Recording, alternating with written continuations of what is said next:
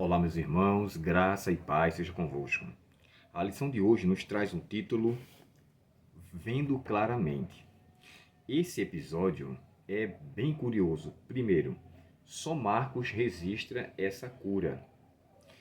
Essa é a única vez que Jesus faz uso do toque por duas vezes. Essa também é a única vez que Jesus faz uma cura em duas etapas a nível de tocar. É claro que a gente lembra daquele outra cura que Jesus pede para com que o cego, ele coloca lodo em seus olhos e pede para com que ele vá até o tanque de Siloé e lá ele vá lavar-se. E quando ele se lava, ele então volta vendo. Mas aqui é necessário o toque de Jesus por duas vezes, ou seja, algo mais pessoal, algo mais direto. E por que Marcos se atenta a esse detalhe tão diferenciado dos demais evangelistas? Até porque, como eu falei para vocês, esse episódio, essa cura, só é relatada em Marcos. E Marcos é um tipo de personagem que ele muito se atenta a falar das partes físicas de Jesus, demonstrar que Jesus é homem, mas também é Deus. E isso me faz entender que Marcos focaliza muito na humanidade de Cristo em sua divindade, ou a sua divindade na humanidade. Jesus, de fato, era divino humano. E nesse sentido, uma outra coisa que nos chama a atenção é Jesus usar elementos através de sua boca, e eu falei para vocês no estudo anterior que isso era algo que até se acreditava naquela época. Embora isso não era algo tipo assim, isso era uma cura que se era realizada, mas não deve ser visto como algo que dependesse da pessoa para que aquilo fosse feito. Ou seja, não era necessário Jesus usar todas as vezes saliva ou chegar a fazer uso do cuspe, algo do tipo, para trazer cura a alguém. Aconteceu isso naquele cego, quando ele vai se lavar no tanque de Siloé, e aqui em especial. É tanto que isso não acontece em nenhum outro episódio. Você não vê os discípulos fazendo isso? Pedro, Paulo efetuam várias curas, mas nenhuma delas é mencionada com esse sentido. Mas aqui nos chama a atenção é que Jesus pede, primeiro ele chama ele para fora, né, coisa que é raro. Jesus nós não encontramos evidências de outras curas. Jesus chama alguém à parte para efetuar o milagre. Ele sempre faz ali publicamente, mas agora ele chamou à parte. E a razão para isso nós não temos com precisão. O que é que a gente pode levar em consideração? O que o comentarista fala sobre isso? Descreve que Jesus queria que ele tivesse saído daquela situação para que se concentrasse, à luz do comentário bíblico adventista, se concentrasse naquilo que Cristo iria realizar na sua vida. Então ele o apartou para essa questão. Mas aí vem um ponto curioso. Por que Jesus o fez essa cura em duas etapas?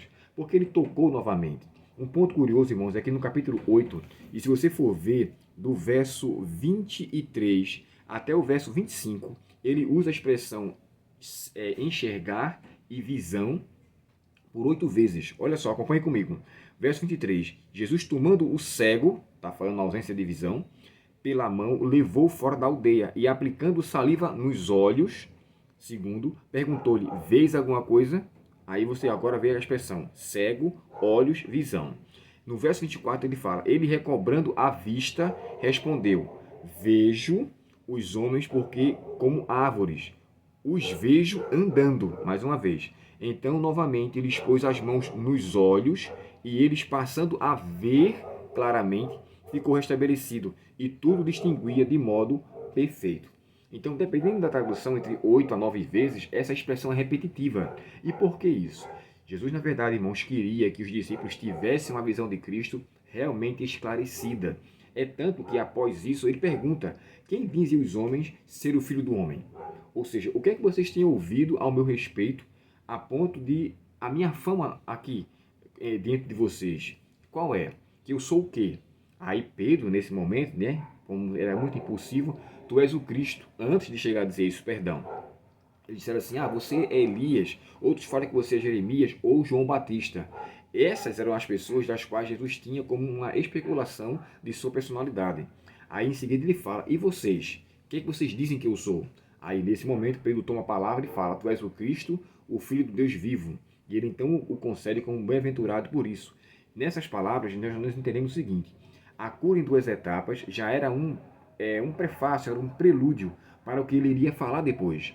Eu quero que vocês enxerguem com mais clareza. Vocês estão precisando de mais toque, precisam de mais minha presença para poder enxergar quem eu sou. Então ele fez uso da fama das pessoas que achavam que Jesus era um Elias, o Jeremias, alguns profetas, mas eles, no caso Pedro, tinha a visão que ele era o Cristo, o Filho de Deus. Aí, nesse aspecto, Jesus demonstrou, através daquela ilustração real, aquela cura, uma identificação sobre a sua pessoa. É a mesma coisa que ele efetua conosco também.